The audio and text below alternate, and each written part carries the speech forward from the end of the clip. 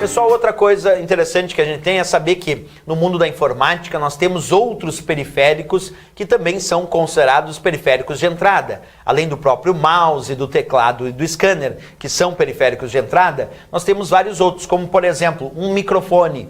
Um microfone é um periférico de entrada. E como é que a gente sabe disso, professor, que o microfone é de fato um periférico de entrada? Bem, basta perceber uma coisa muito simples. Quando eu estou falando agora aqui neste microfone, esse microfone está captando a minha voz, está enviando para o computador processar, enviando para a CPU processar.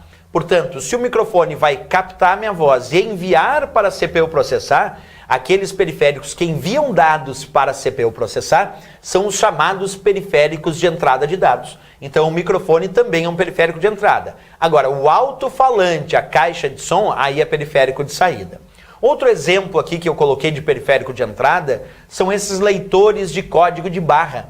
Um leitor de código de barra também é considerado um periférico de entrada, porque quando eu faço a leitura daquele código de barras, ele está pegando esta leitura, esta informação, enviando para a CPU processar, e aí a CPU processa essa informação e então aparece lá um determinado acesso em relação àquela informação. Portanto, o leitor de código de barras, já que ele lê a informação do código de barras e envia para a CPU processar, o leitor de código de barras também é considerado um periférico de entrada de dados. E um outro exemplo aqui, para finalizar os exemplos de periféricos de entrada, é a própria webcam.